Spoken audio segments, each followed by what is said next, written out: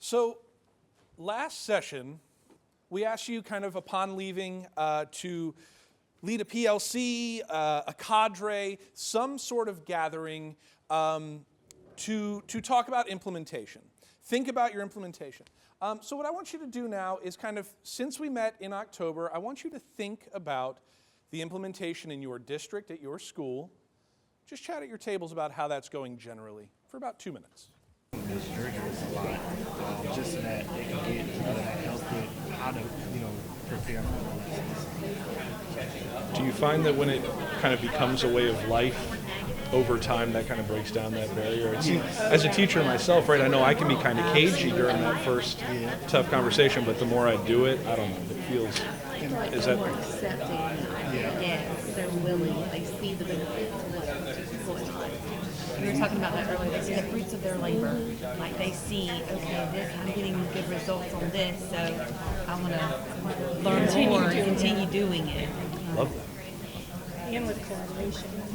Oh, absolutely. I don't feel like we're not dragging on kicking and screaming anymore. They're like, okay, we can do this. Yes. They're planning together instead of in isolation. We're seeing that too in our literacy leadership team, because we come together once a month, and we've really been focusing on writing the questions that go with the text and writing questions that will go with the standards, and so that they have a bank to go to. And when we first started coming together, it was like they would kind of sit back and arms crossed, and how is this going to help us, and how are we going to share, and why am I doing all the work? And now they come with the text, and they're like, all right, they start digging in. In your folder, your green folder, you should have a blank piece of paper. Go ahead and grab that blank piece of paper. And I just want you to take a look at these kind of 3 prompts related to implementation.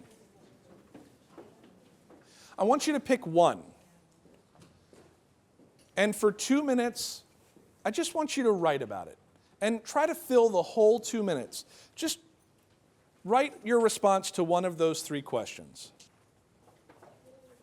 2 minutes just to write.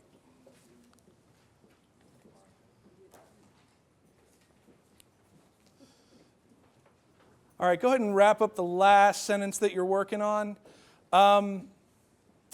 And now, because it's winter and because we may yet get snow in North Florida this month, we're going to have a good old-fashioned snowball fight, but in the spirit of this being an educational event, there will be some rules. So if you would, please ball up your paper. I know it's hard for us. I hate balling up my own work. Wow, you guys went right for it. All right. I'm not sure whether to feel great or horrible about that. I'm going to give you a kind of a series of preemptive instructions so that we all keep our eyeballs. In just a moment, what you're going to do is you're going to stand up. You're going to make eye contact with somebody. Please make sure they are making eye contact with you. And then you are going to snowball fight that person. You'll throw your paper at them. They'll throw their paper at you. And you'll repeat this process 3 times. Okay? So you are going to make eye contact with 3 people. Throw your snowball. Grab the new snowball. Make eye contact.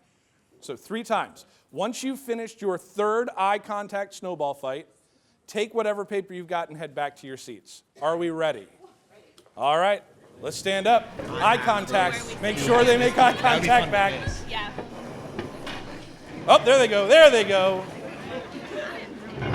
3 times. Toss it gently too.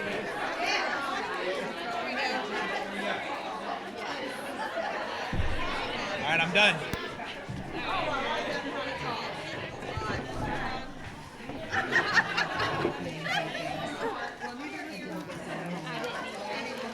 Okay. So I did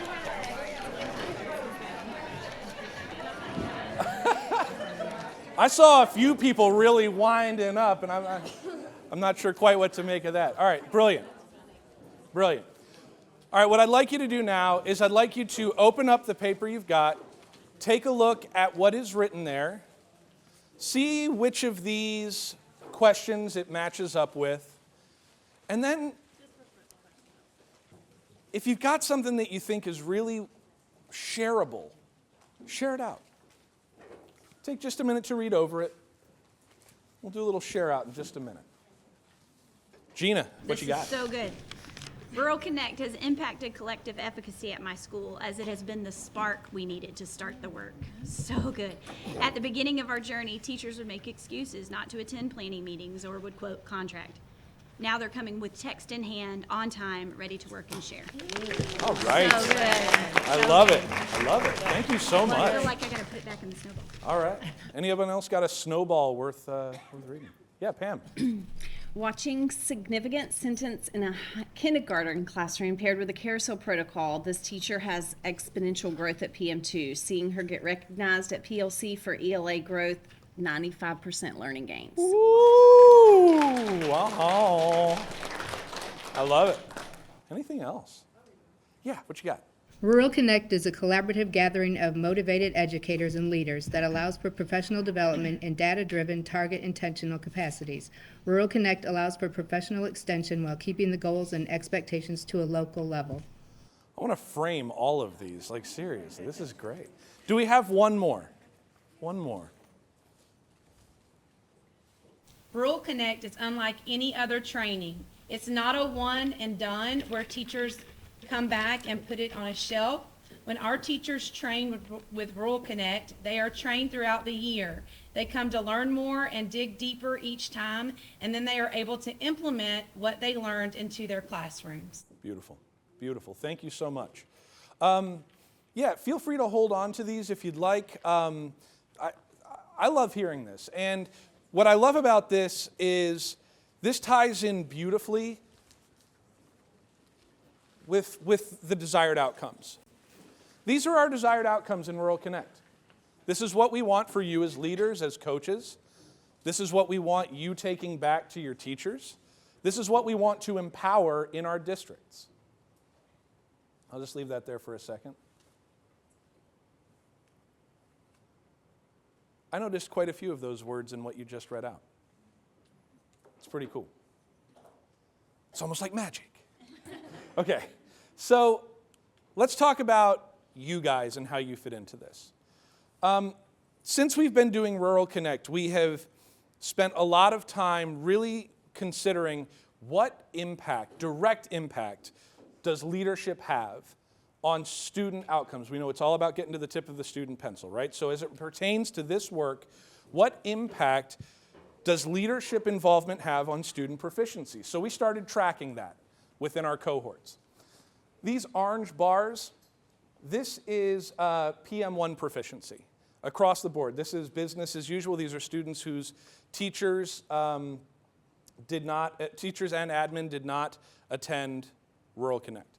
This is admin who attended 1 to 3 sessions of their teachers who were in Rural Connect, 5 to 6 sessions, 7+ sessions.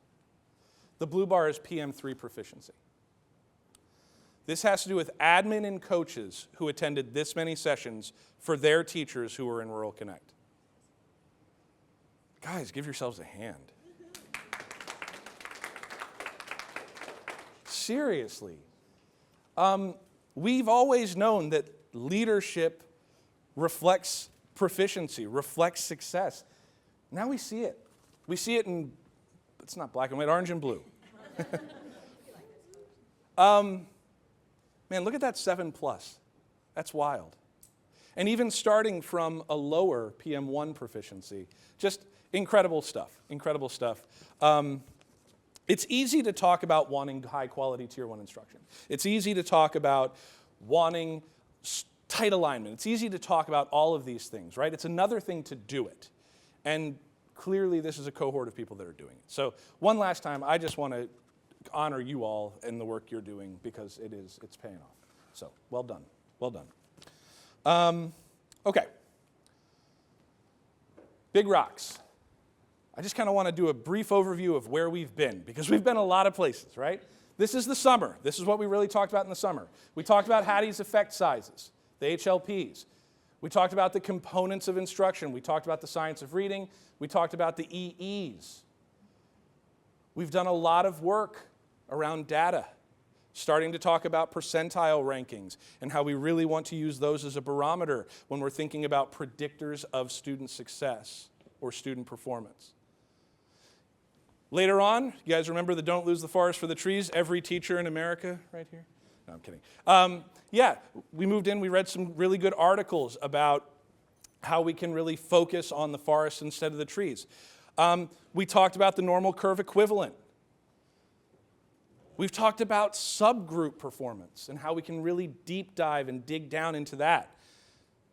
We've talked about when you walk through student or teacher classrooms, what evidence of EEs are we seeing? Where are we seeing it? Which EEs are we seeing pop? Which EEs are we maybe not seeing pop the way we want to? We've talked about progression placement. Looking at questions. Which benchmark does this question fall under? How could we build up to this question? What do we do after this question? Guys, we've done a lot. And it's okay if we haven't mastered everything yet because we've done a lot. And clearly, we're making some difference here, right? But what we hope is that through the work we've done, that something or many things have been implementable in some areas of practice for you. That's always our goal. That's always what we want. As we kind of launch into the rest of our morning, I want to show you this graphic again. We've had a lot of requests for this graphic since we first showed it, right? We know that we cannot dig our way out of a Tier 1 problem with Tier 3 interventions, right? I'm not saying anything bad about intervention, but when our MTSS triangle is upside down, we know we've got a Tier 1 problem. And so kind of looking at this again, just sort of putting our minds back on this, what is good Tier 1? Well, it's the intersection of these two things: rigorous alignment, active engagement. What is rigorous alignment? It's these. What is active engagement? It's these. We love, everywhere we go, all the conversations we have, hearing conversations about how this is improving. Heard it on those snowball papers even, just now. Yeah, just really cool stuff. Really, really cool stuff. Okay. How can we assess the quality of our Tier 1 instruction so far this year? Just consider that for a minute. Quality of our Tier 1 instruction so far this year. How about PM2 data? Yeah, right? So before we begin thinking about how we want to engage teachers in reflecting on their instructional practices through PM2 analysis, we're going to spend some time this morning reflecting on our data implementation from PM1 so far this year. So what I want you to do is, you're going to need your phones again for this. We're going to do another Mentimeter.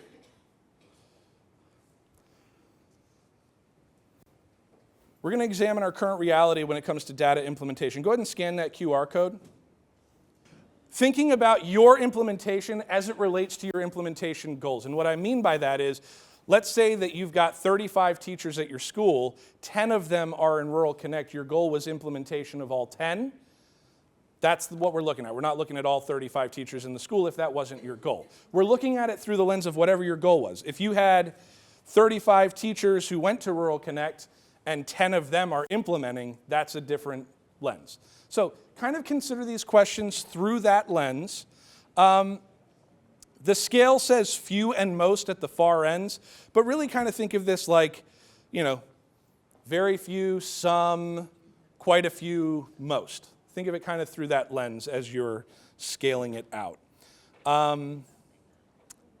This is going to give us an opportunity to look at our own implementation and kind of see relative to our peers, where are we at?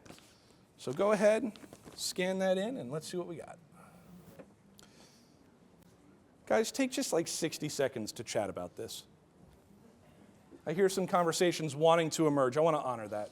Chat about what you see. But they're getting the exposure, but they don't necessarily know what to do with it. Correct. And I think it's essential that because they have that exposure, we now implement, okay, well, what do you do with it? Yeah, bring your data. Where we go with it now. Exactly. Yes. So that's what I think our next steps are. I can tell them not about levels, but about percentile ranks. And now they're focused on percentile ranks instead of levels. Well, I think it helped us to have a different focus on it as well. well. Like instead of looking at, oh, I have all these level ones and twos, where level twos at the end of the year are going to be threes. And they keep moving. Where we're sliding back all year, I don't think they're looking at it like that yet. There are some teachers, there are some that have pointed that out. Okay. I don't know if they're having percentile rankings. Well, because they haven't had access to it yet. Well, they do with iReady, and they have percentile rankings in FAST. So I know some of the teachers are talking about percentile I think rankings. really, the reason I say that is because the one I was talking to yesterday, they were going to put him in there so I think they need to spend more time.